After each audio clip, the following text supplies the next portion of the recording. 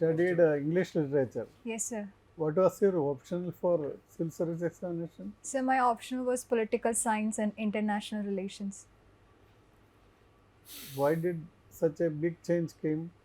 Sir, I actually prefer Indian Foreign Service, so I thought opting PSIR would be a better optional that can help me to have a pre-knowledge if I get into Indian Foreign Service. You have any specialized study in political science and international relations?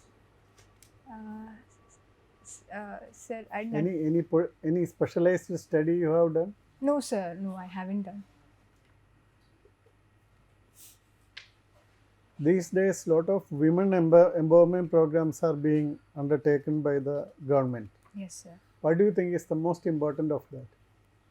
Sir, for empowering women, you have to start from their health. So only if women are healthy, they can they can get better education, and they can also get hold of the employment opportunities that are available. So government schemes regarding health, whether it be PM Janni Suraksha Yojana for maternal health or for the adolescent health, have helped women gain better health indicators, whether it be to overcome anemia.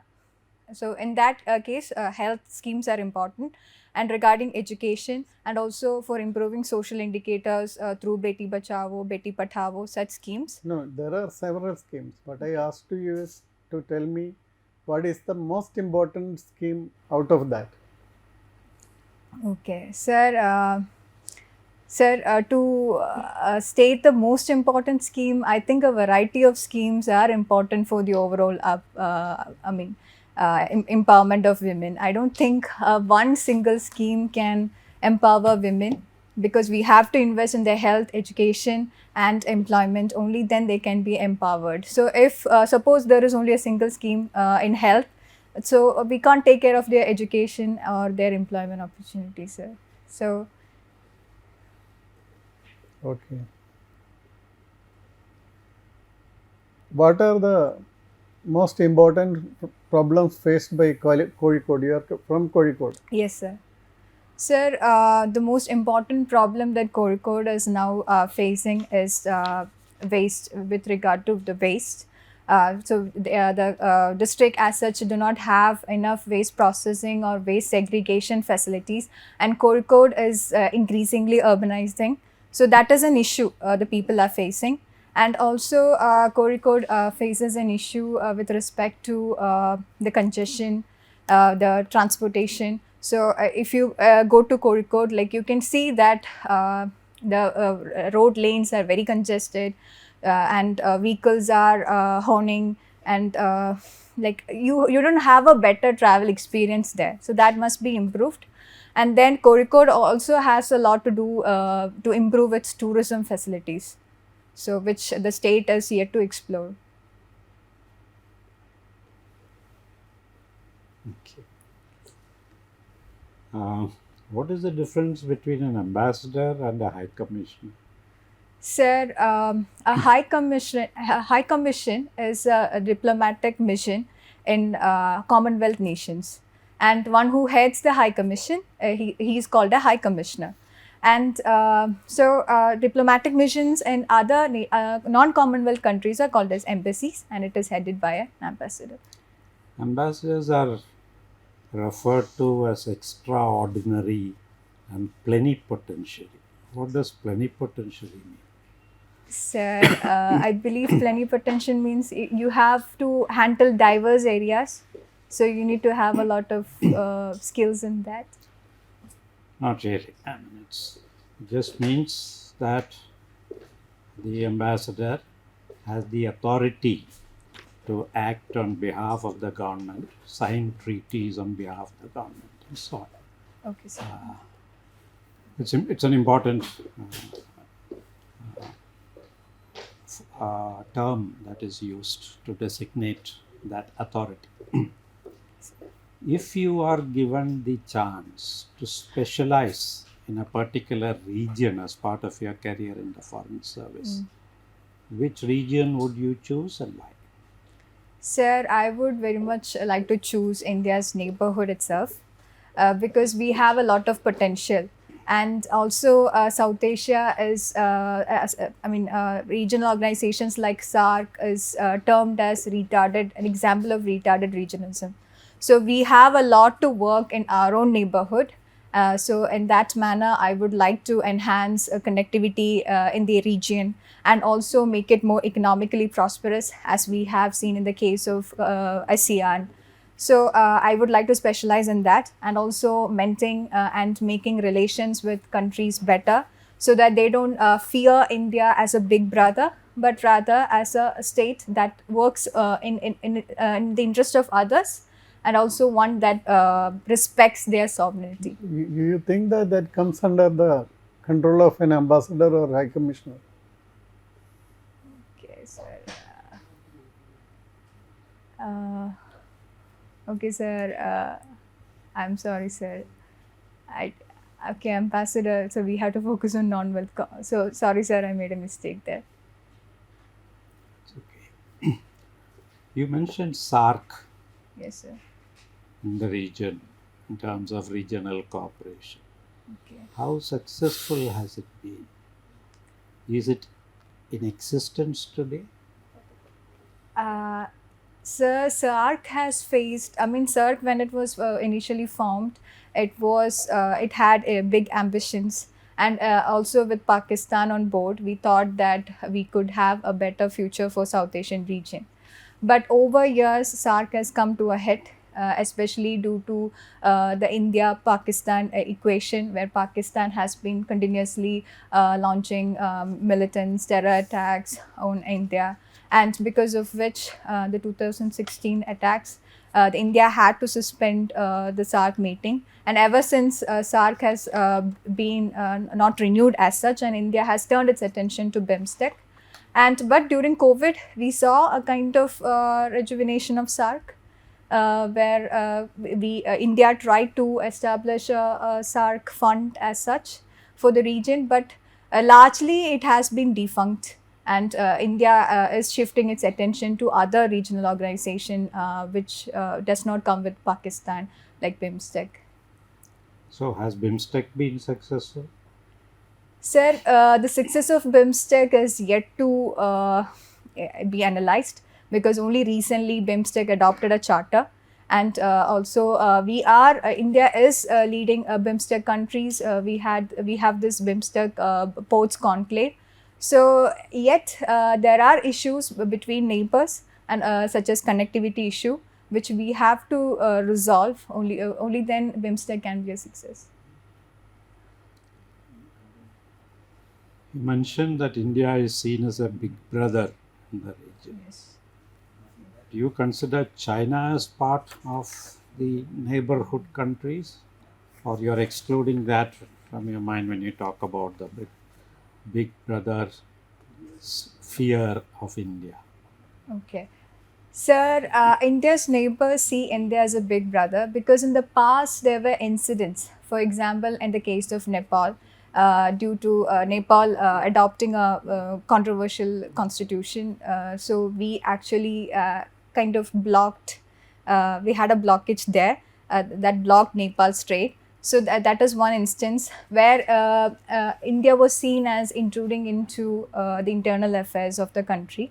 So in that respect, our neighbors see India as a big brother. Whereas China comes with an economic infrastructural package, and it does not interfere in the internal affairs of other countries. So China is, and also providing cheap loans. It has attracted almost all the countries in the region except Bhutan. They are part of the Belt and Road Initiative. So in that respect, China is not seen as a big brother, but India is seen as a big brother. Does China see India as a big brother? Sir, China often in indirect remarks states that in its relation, I mean, even in today's newspaper, it was said that the China and Maldives signed MOUs. So where China was indirectly referring to India, saying that we actually do not want other countries' external interference in the internal affairs of these countries. So China does not take a direct hit at India, but indirectly it is conveying.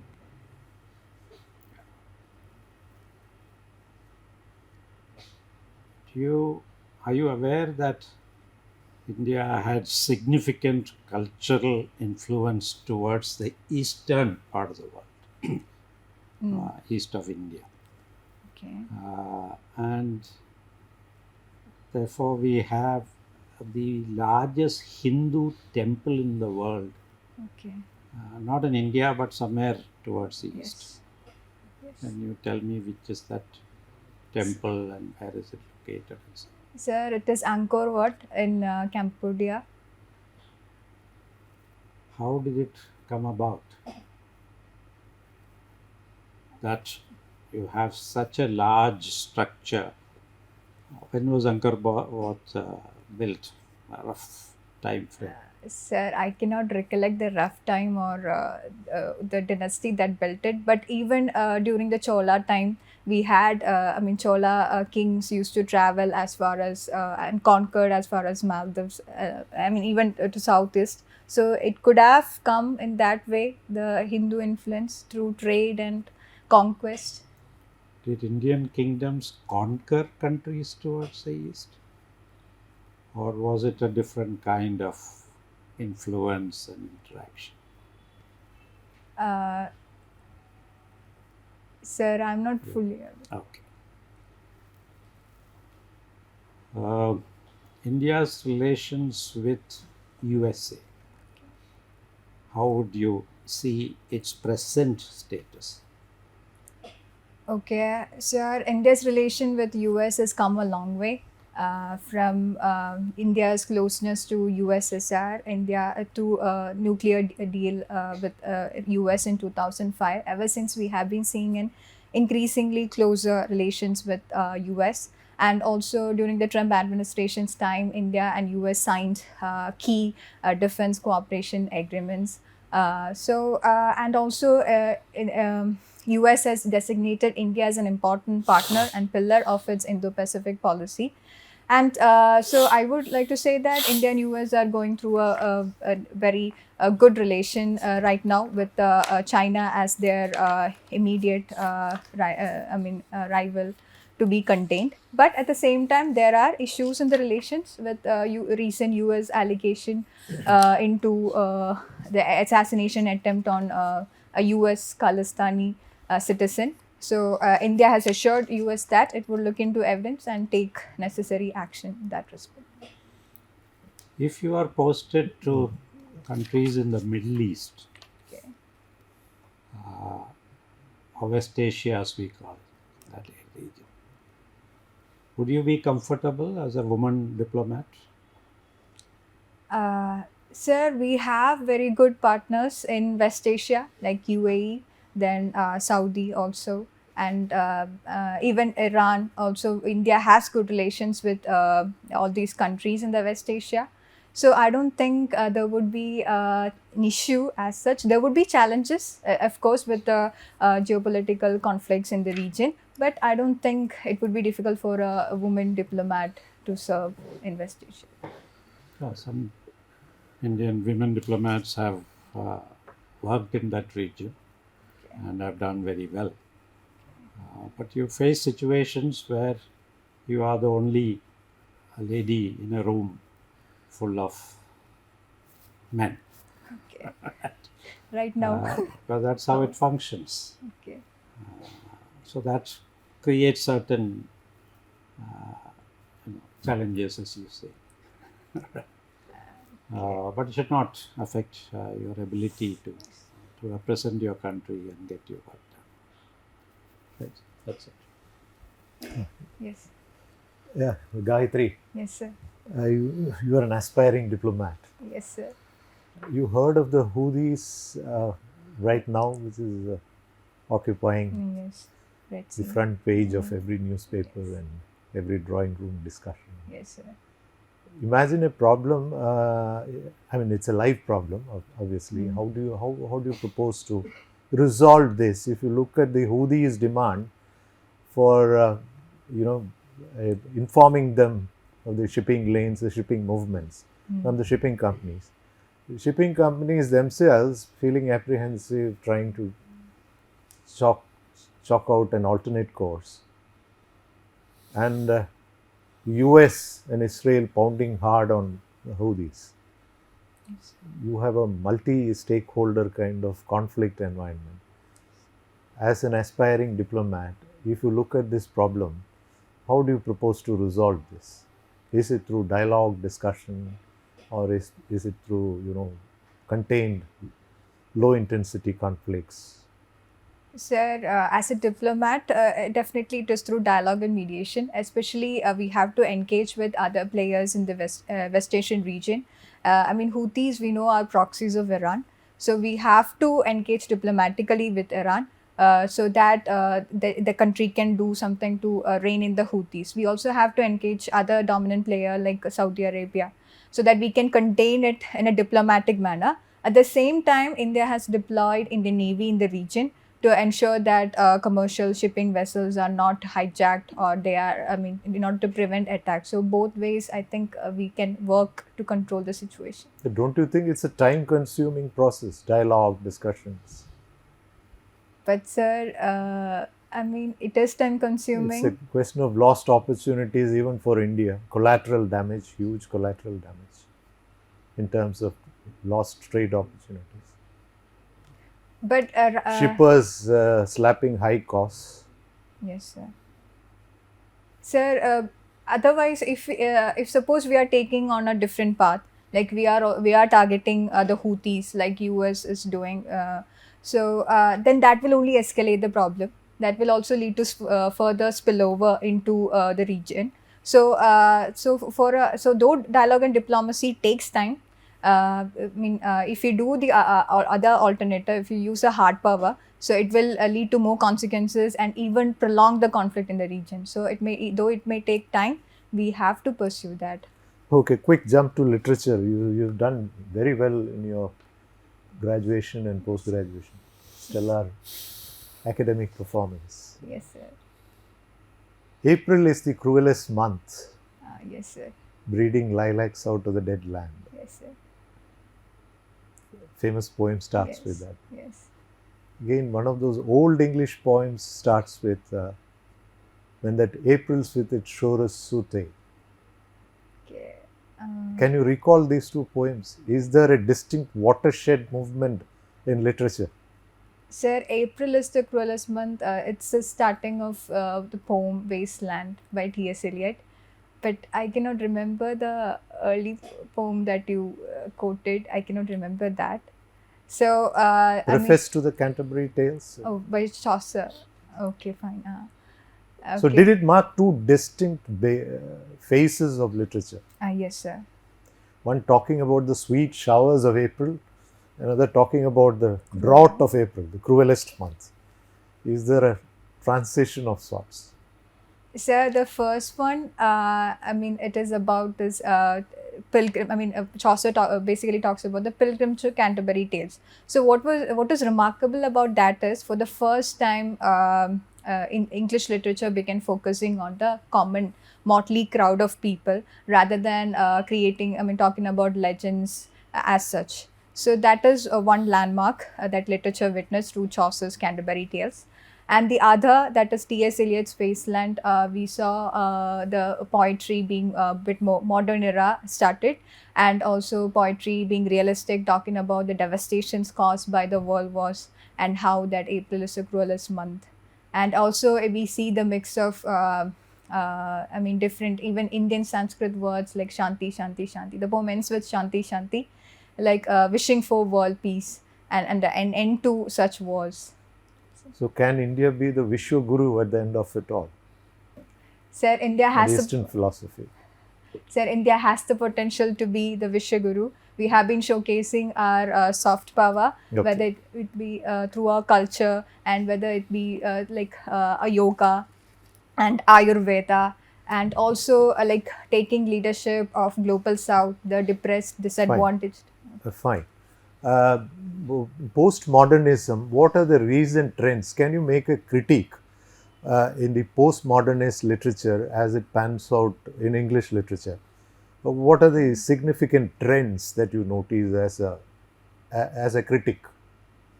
Okay, so postmodernism was a complete overhaul of literature, if we can put it in that way. So, as Lyotard had stated, it is incredulity towards meta narrative. So far, we had narratives that stated that we can explain everything. So, postmodernism began with even theories like deconstruction, stating that we cannot, the only thing that we can be certain is that we cannot be certain of anything. But okay, they were justified in that aspect because it was in the wake of Second World War and the disruptions and the downgrading of world order. The literature came. But as a critic, I would like to say that I mean, literature represents life. So if literature talks about this discontinuity and disruptions, it won't give a positive or optimism for the readers as such. So I would like literature to like while experimenting with such new innovative techniques, at the same time give hope to the readers. What are haiku poems? Poems, you have heard of that? Yes, Haiku sir. poems? So they are Japanese poems with 2 or 3 lines. Okay. Can you recite one haiku poem? Sir, I don't recollect now. What about your extracurricular activities? What have you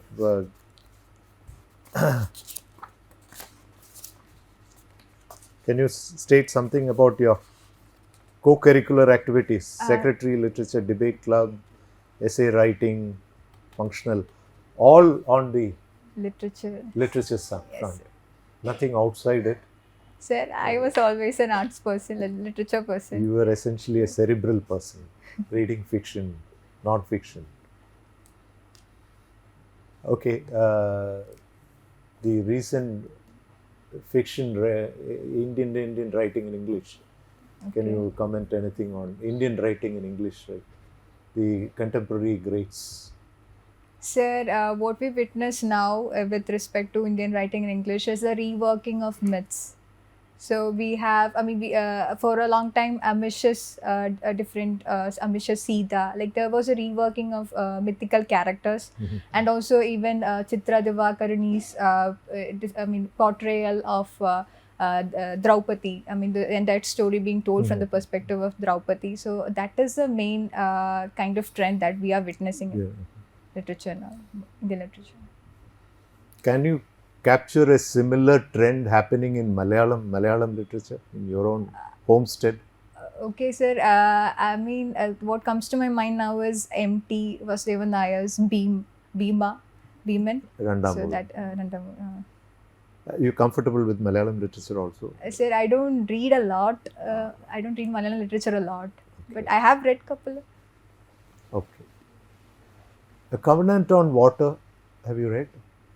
No, sir. Doctors as literary figures. No, What's your take?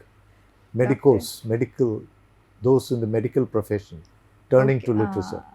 Sir, I haven't come across many in that aspect, but I read recently. I read Paul Kalanidhi's autobiographical work, When Breath Becomes Air. So that was very touching. I mean, he wrote it at the time he was going through a very, towards a fag end of his life. While he, like I still remember, in which he notes that the patient's room, where usually his patients would be waiting for him to deliver their news about their condition. He was sitting there in their dress, in the patient's dress, waiting for his diagnosis to be conveyed to him. So he conveyed it very well. So, okay, fine, fair enough. Moving on to a bit of science. Okay. The Tao physics, have you heard of this? No, sir. No. What is quantum mechanics that they are talking of? Sir, quantum mechanics mainly have to do with the quantum particles and how we use it. It's seen as a kind of disruptive technology where even we can by making a change to one single atom, like we can change an entire structure, or we can communicate. So I think So there was this interesting sort of debate between Niels Bohr and Einstein. okay. Heard of that? Or did you read up anything in the? Sir, I don't recollect. Just to add to his, in 2022, who won the Nobel Prize for Physics? Sir, Do you have any idea? I What- can't recollect now. What was their finding? It was very well known. Was it related to quantum? Yeah, it's related to quantum mechanics, quantum theory. Sir, I can't recollect now.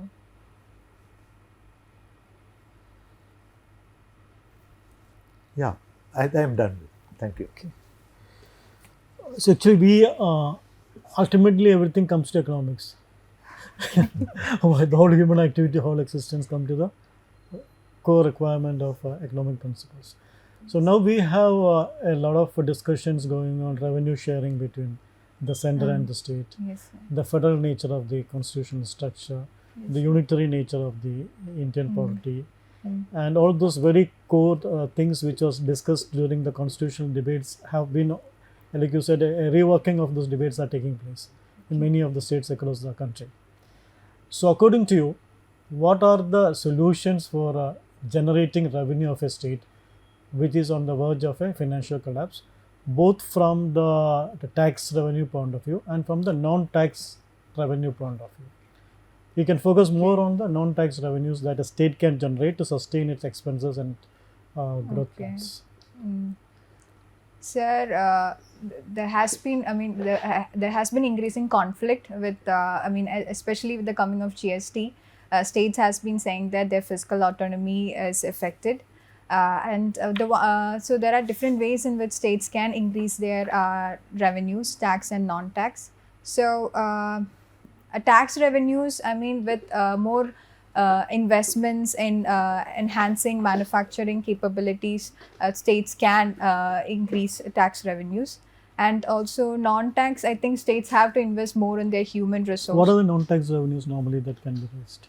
Non-tax revenues, remittances, Like? then cess, but states cannot impose cess. The solutions that's actually available, that can be made, you can leverage to solve the problem. So those are the areas which are of interest.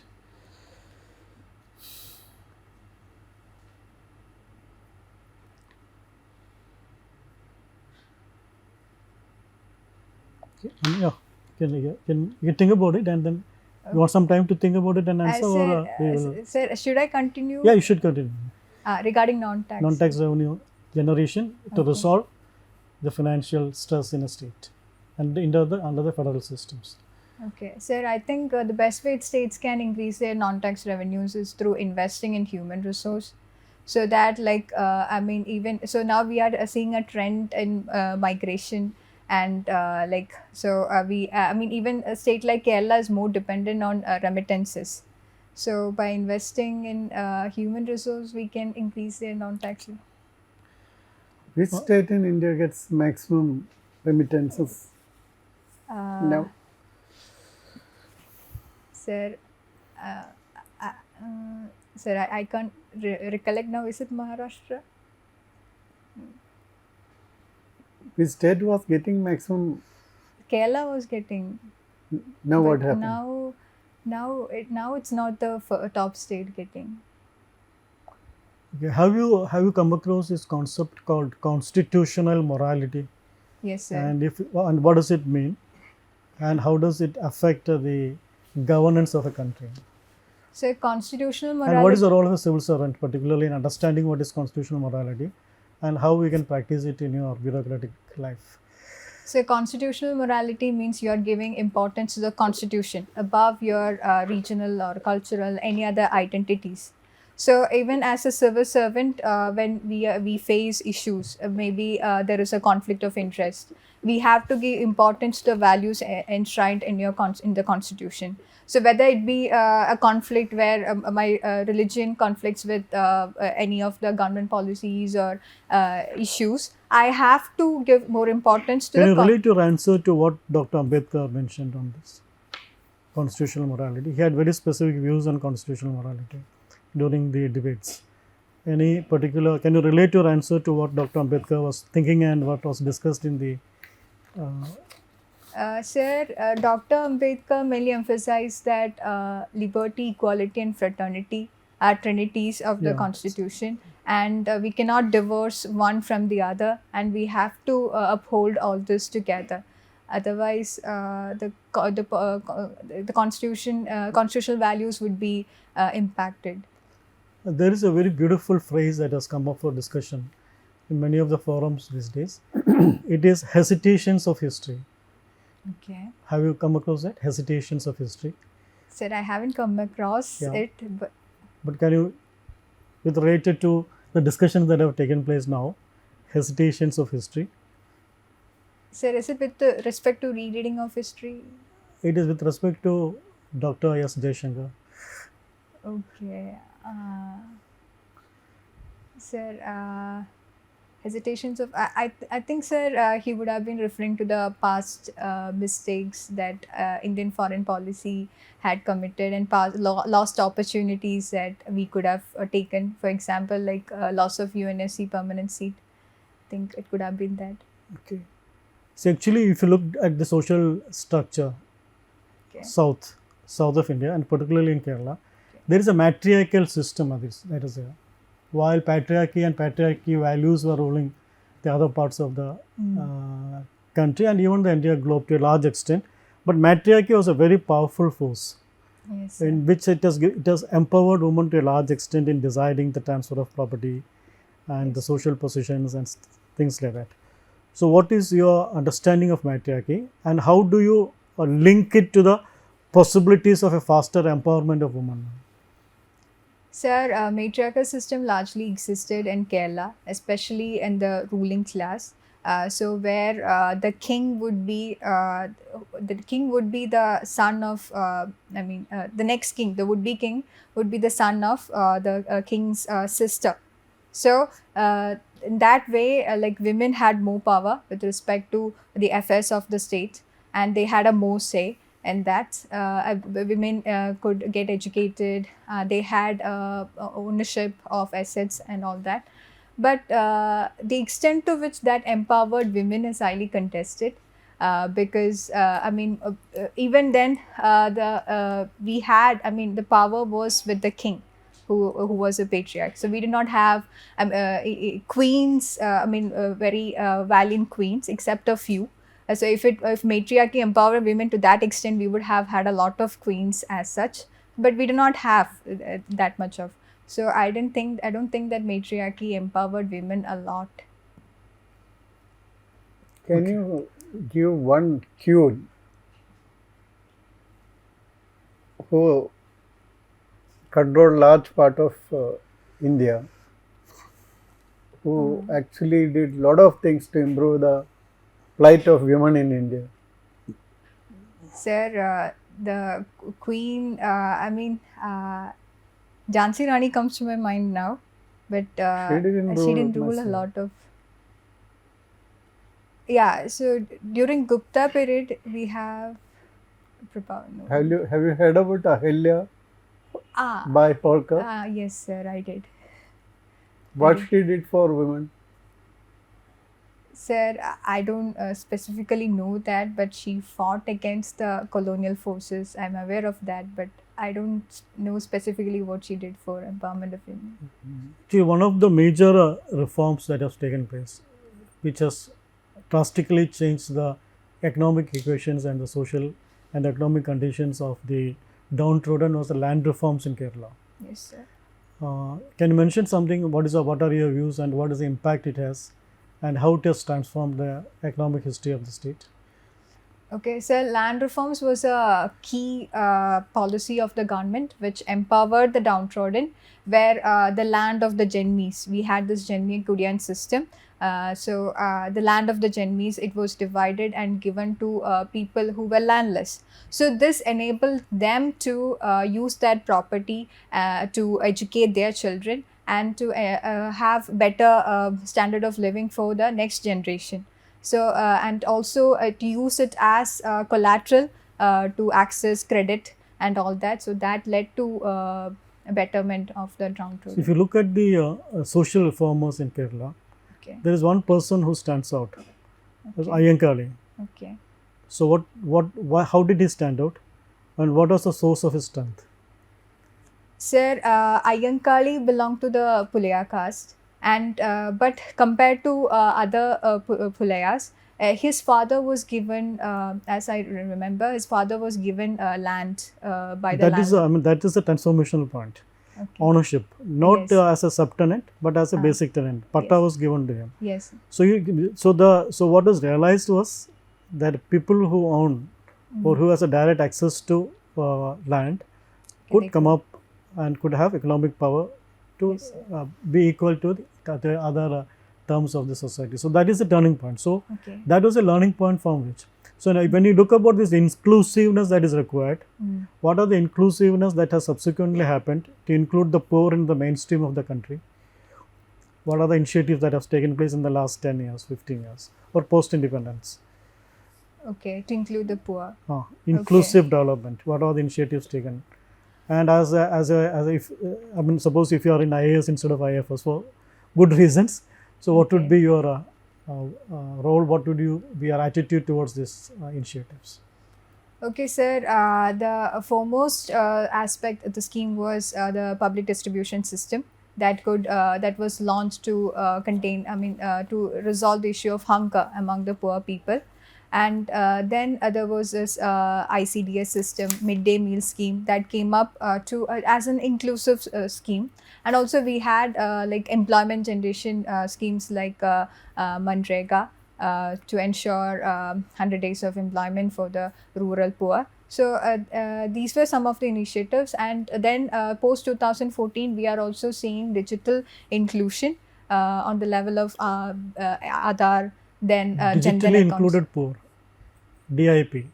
That's what you're mentioning. Okay. Digitally included poor people, because even the poor people are digitally included now, various initiatives of the government. So those things can make a larger impact. Yes. So quickly, what is Panchurli? Pardon, sir? Panchurli.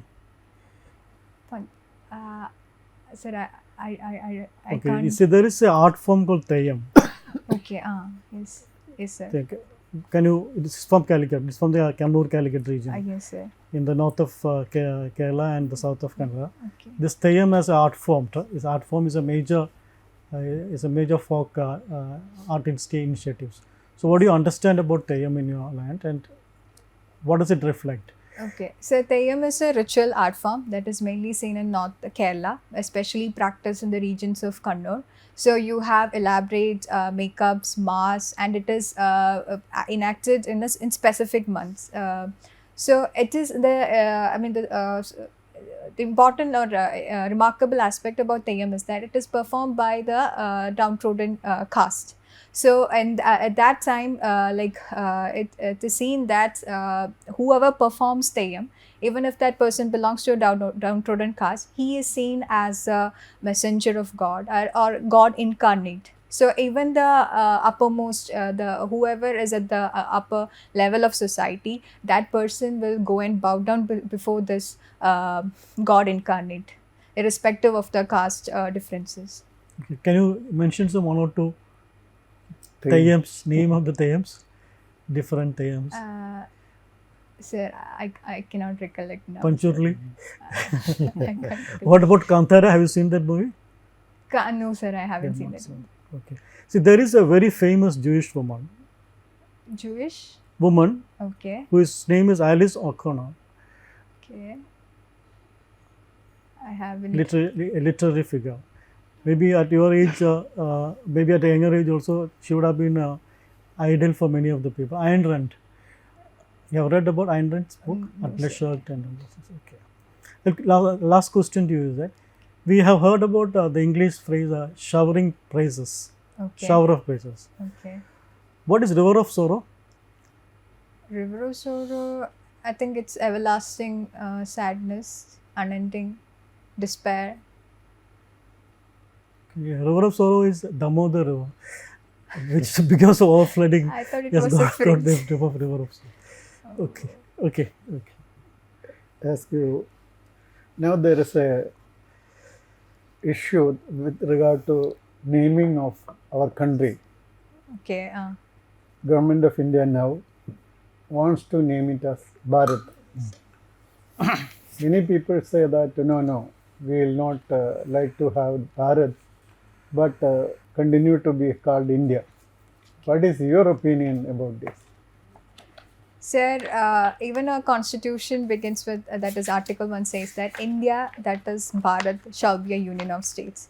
So the importance of Bharat is that it has its ancient roots, but India, as many people associate it with a colonial origin. I mean, so that can be like going back to our roots would be one reason why we are adopting Bharat now. What do you will prefer? Sir, I would be, I mean, I am okay with either of the two, India or Bharat. I am okay with either of the two names that our country has. Now, recently, see, Indian Penal Code and Indian Evidence Act, CRP. the Criminal Procedure Code, everything is re-legislated. You Yes. know their names? Yes, sir. Indian Penal Code is renamed as Bharatiya Nyaya Suraksha Bill. Nyaya Samhita. Nyaya Sanhita Bill, and Criminal Procedure Code is renamed as Bharatiya Nagrik Suraksha Sanhita Bill, and Evidence Act is named as Bharatiya Sakshya Bill. You know what are the changes that has come in compared to the present acts? Sir, some of the changes that I can remember is that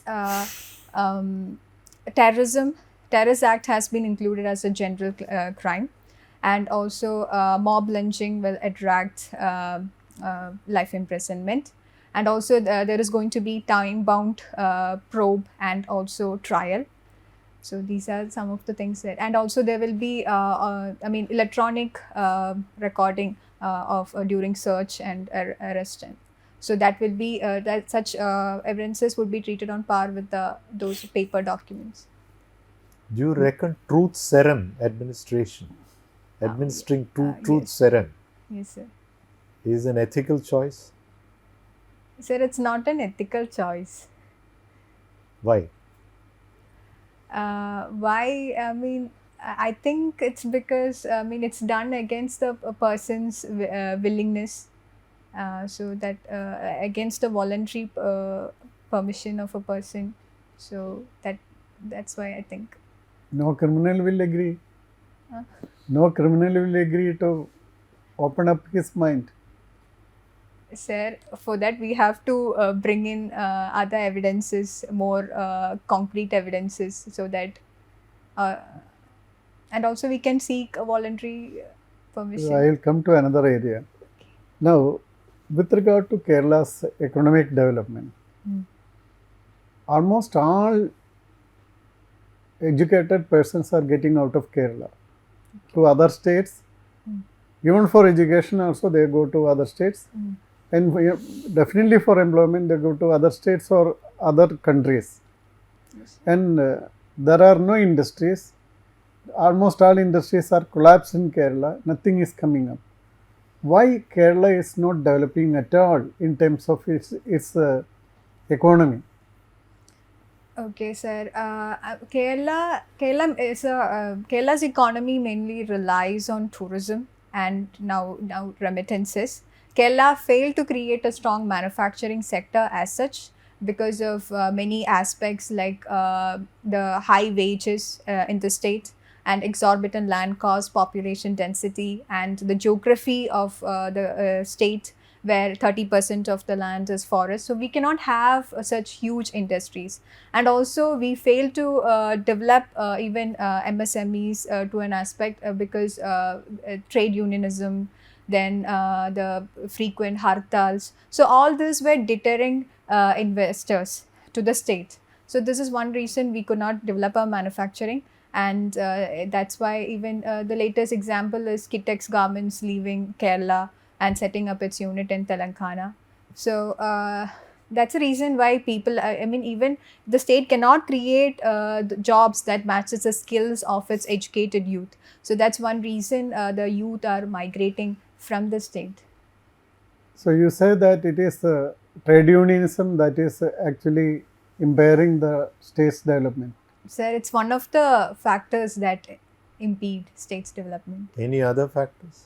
Yeah, the wage, I mean, we have a huge, even unskilled laborer in Kerala must be paid 700 to 900. That is almost thrice or the national wage.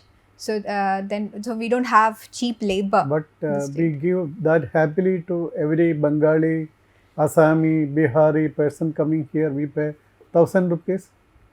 Sir, I think they are willing to be employed even at a lesser cost than At what? maybe 500. You have any direct information? Sir, I have heard Do you about have? it. I don't think they will work for less than 800 or 1,000 per day. More than without getting 1,000 Okay. rupees, they will not work at all. So this is what is happening in Kerala. There are people who will work for 300 rupees if it's a clerical job. Yes, sir.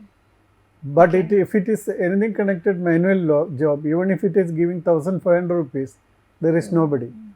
Now you are telling about people remittances into Kerala, but what is the total remittances out of Kerala?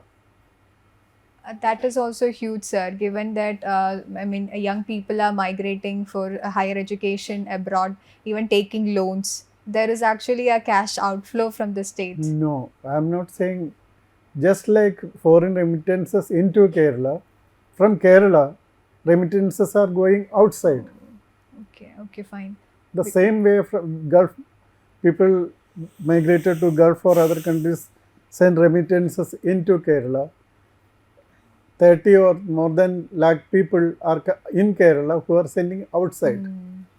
Okay, Have you noticed that dichotomy? okay, fine. No, sir, I haven't. Okay. A general listing I will stop. Sure. So the official part of the official part of the interview is over. Thank you, Okay. sir. Okay, your presence is very good and all, but I think you have to be much more careful about subjects, like what are the most important problems facing Kozhikode. Starting with, I found that your answers were not correct. Actually, what about the good drinking water in Kozhikode?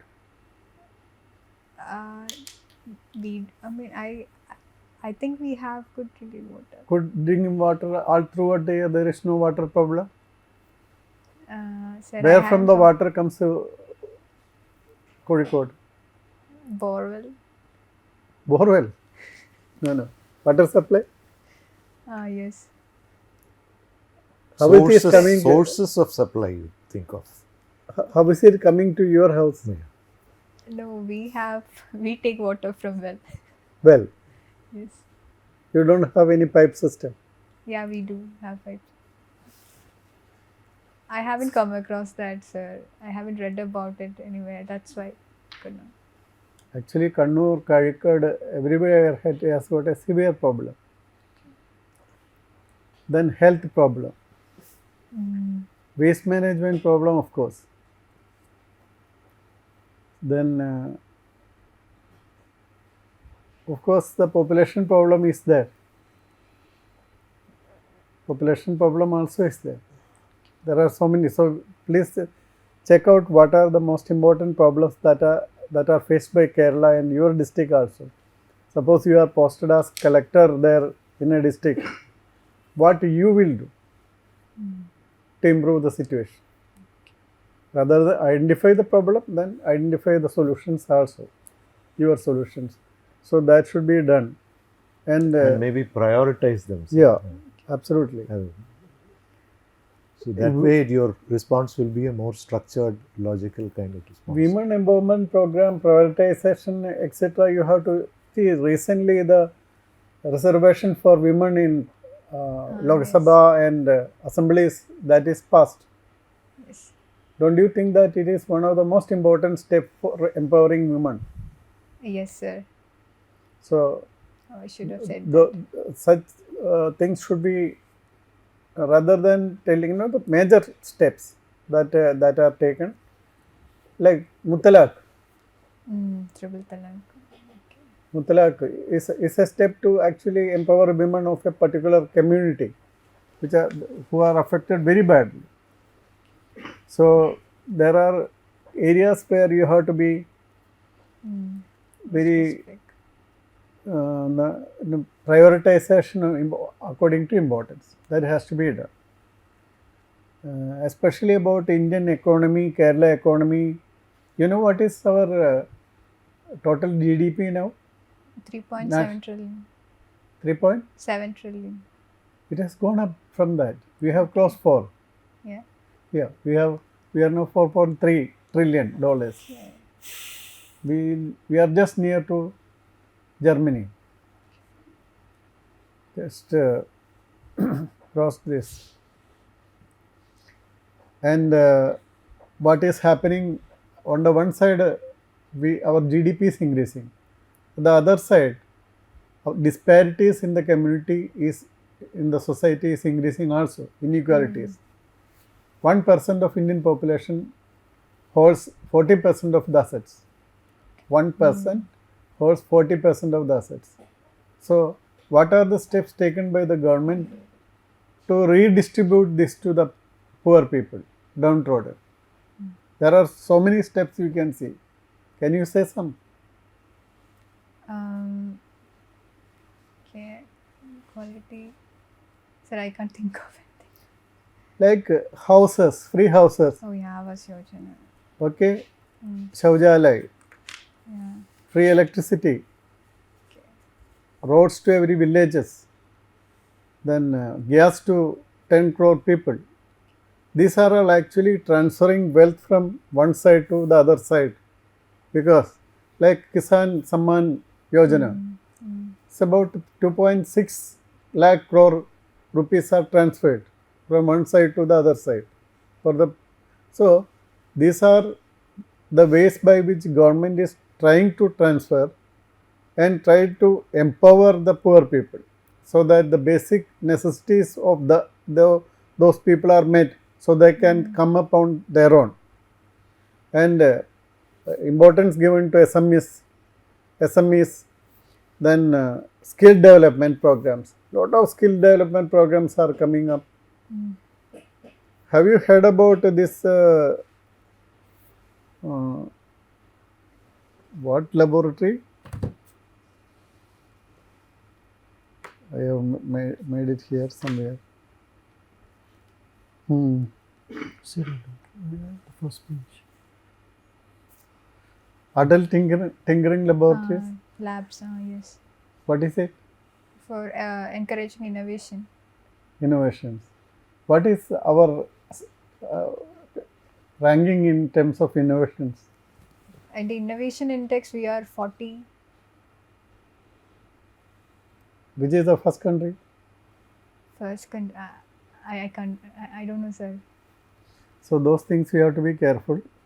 There is USA, China. We are very low. And patent taking, etc. So when you get up after their queries some more, you can come here and take this. These are some points I have noted down, which will be helpful to you. Okay. So, Gayathri, if you want to represent India as a diplomat, you need to understand India a lot better than the impression that you have given in the interaction. I am a literature student myself, but 36 years in the Foreign Service, nobody discussed T.S. Eliot or Chaucer with me. They want to know about Indian economy, Yes, they want to know about technology, they want to know about India in general and where we are going and all that. Literature is just a starting point. When I went for an interview soon after completing my MA in English literature, the lady who was interviewing me told me that literature prepares you for nothing in life. So when I looked shocked, she said, "Don't worry, I have also done English literature." It's the same thing. I have also done English literature. very good. Apt But- person to tell you this. Okay. But for foreign policy, you have to be very well grounded about India. So you need to do a lot more work and prepare yourself on Indian economy, Indian social issues, recent developments. You can't go out and be a Vishwaguru if you, without, being The- grounded in India and focusing on India. We can't choose our neighbors. The impact There's a of saying, no? Yeah. Yes, the you impact got of invasions in the foreign policies, this hesitancy, I was talking about the hesitancy part. Jaishankar, he was talking about our non-alignment policy, which was not very functional for our national interest and economic development. We say we are non-alignment, but technically we are aligned with Soviet interests and all those type of things. So that type of in-depth thing. So there are a lot of YouTube videos on Jaishankar's, lots of foreign policy initiatives, our stand on things. So if you spend about 6 to 9 hours going through the videos, on which he has come out clearly on what was the paradigm shift that has happened in the last 9 years. So those things will be of very great interest to you. Gayathri, one thing was that when it was about literature, you sounded confidence, your comfort zone. The moment you Yes. stepped out of that thing, everything fell apart. Everything fell apart. I mean, I am being very, very open about that. So that is something That is, we allowed a spell where you could hit sixes and fours. yeah, but that is not the way how the interview will actually happen. There will be a focus on how you understand the economic dynamics of the country. Then if it is about foreign policy, how the foreign policy evolved, even from 18th century onwards, how it has come up. Then about the constitutional morality, means it's a much more than what Ambedkar said. I was trying to put you in a perspective. So those are the things which we can do. And then what Asad talked about, the changes in the criminal laws that has taken place. Then empowerment of women, what are the initiatives, what are the legislations, what are the changes that have taken place. And all those things are very interesting subjects for a literature student also, because you will be able to, substantiate your answers or garnish your answers with inputs from different written sources and literature works and all. You will be able to do it. So that advantage of communicating in good English is already there with you. Now that has to be leveraged with content. And here in the interview, what matters would be the content, the delivery of the content which is here. This is not a viva for a postgraduate examination. So that You should Yes, also watch that recently India has taken up with World Bank and USA also, that there are a lot of rating agencies yeah, which rate India. Press freedom in India, it is said to be much worse than even Afghanistan. Yes. So, Hunger index. hunger index, where we give food to Sri Lanka, then we are much below. We give food to so many nations. Actually, there is a concerted effort by so many groups, which are mostly NGOs and maybe run by George Soros, etc. And to show that India in a very poor background. So then questions like even Ram Mandir that can come, and there are two more other issues, Kashi and Mathura hanging there. So what is your opinion about it? There's a perceptible change that has happened in almost every aspect of Indian life during the last 10 years. So it is not even the history didn't change, but we are now learning things which we did not learn when we were students. Narratives changed. Yeah. The narratives changed. The Okay. history remained the same, but the narratives changed. So those are the major shifts. Actually, now the transformational initiatives which the government has taken in the last 10 years in particular, those have to be very thorough. And every time you make an answer, you have to link it to one of the transformational initiatives taken by the government in any sector, whether it's economy, whether it's women empowerment, whether it's education, whether it is inclusiveness of development, anything, the national initiatives that has been taken by the government, non-judgmentally, without passing any judgment on anything. You can take the initiatives, and then if you support it by data, when it started, where it was, and currently what it was. So the transformational changes can be measured and also presented to the board. So that is the best way of answering. The best way is preparation. In fact, in the morning when I was discussing with Mr. Mohan, what he was telling was that whatever the practice and exposure you get in the interview, mock interviews, ultimately the delivery is what the contents the candidate has. So that content improvement is a major thing. And sir will be giving you a long list of major subjects. So go through that meticulously, work on it, see the YouTubes and videos, listen to major thinkers on these subjects. Now, instead of reading, listening will be much easier and faster also. So spend maximum time and then practice also. You are blessed with the ability to communicate well. So that you leverage. The first hurdle is over. So you leverage that and do well. Okay. You come across as a very confident candidate. First of all, demeanor, pleasant demeanor. You are able to articulate well. Nice modulation, confident. That itself is a huge plus, Gayathri. And having said that, a bit more of deep dive into issues which are of contemporary relevance. Make a bit more of in-depth analysis. When it's an issue based, you talked about regional cooperation, multilateral cooperation, and you briefly touched upon connectivity. I was interested to know whether you've heard of the Trans-Asian and Trans-Europe Rail Network. INSTC, International Rail North-South Network. Transport Corridor. Transport corridor. Say, illustrate a bit of your answers if you want to go into it, and then see what is. You're leaving it half-baked through some of these responses. And then the try to answers don't touch- come to a logical conclusion. If your interview is in April, February or March, or after 1st February or 31st January, 31st January our economic review will be presented. Okay. Try to get a internet, go to the internet and try to get a copy of it and go through that. So it will have lot of details on our economy, what is changed and all those things. And also listen to the budget, because this will be a very important budget. It will not be a vote on account, it will be a full budget.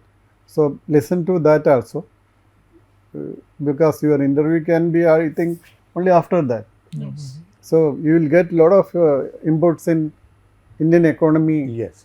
from that. Economic review especially. So you have to note sir it is down. giving already a list of items. So you map out those areas, particularly areas which you're not so familiar with. You will excel in literature, I'm sure. No second opinion about it.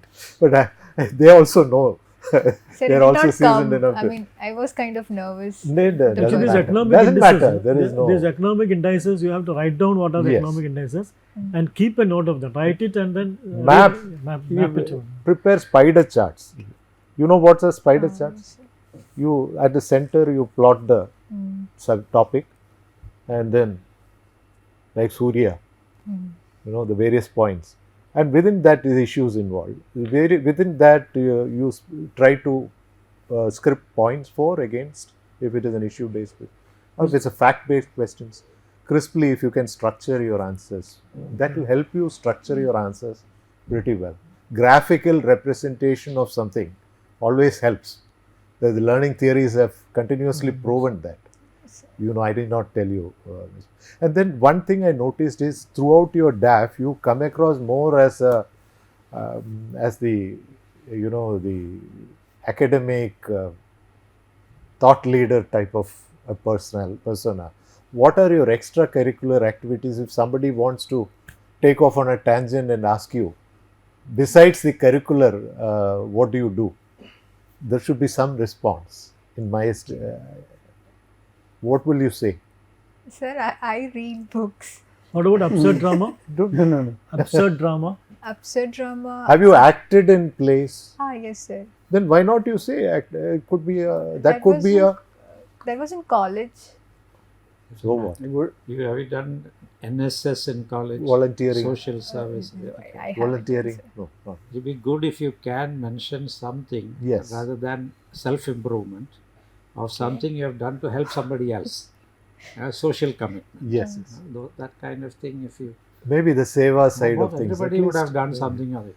Helping a neighbor, Yes. visiting an older relative. Helping your father in the confectionery, because your dad is in the confectionery field. No, I've read that. He was an entrepreneur. No, Yes, sir. did you do something to assist in that area? No, sir, I haven't done. Culinary skills, gardening. Flood relief activities. Flood relief. During the floods, were you able to do something, help somebody, Think help a of, neighbor? think of This something. non-tax revenues and all, the answer was very vague and unsatisfactory. Sir, I couldn't. I couldn't. So there you think. can, I mean, why I was mentioning is that you have to read up. You have to read up on the non-tax revenues, the tax revenues, then where the government is faltering, what can be improved. So from the civil services and from bureaucratic point of view, you are the solution provider. So if you are not narrating the problem, the narration of the problem should naturally end in a solution which you would offer. And some of the answers were open-ended. It did not come to a conclusion. So you should concretely take a stand and come to a very clear conclusion that this is my suggestion, that this is how it can be done. So that clarity and authority have to get reflected in the answers. That will happen only. But I think a couple of questions where she was comfortable with, she took a stand. And Yeah, but on the women-related issue, I think is matriarchal issues. matriarchal issue. What are that? And Couple of land things, reforms. But from the civil services point of view, these are the major things the student really learns and understand what happens. And why I raised the question of Iyengali also, I was happy that you answered that his father has received 2 acres of land. And from there, they started the uniqueness of the person's economic power in his community.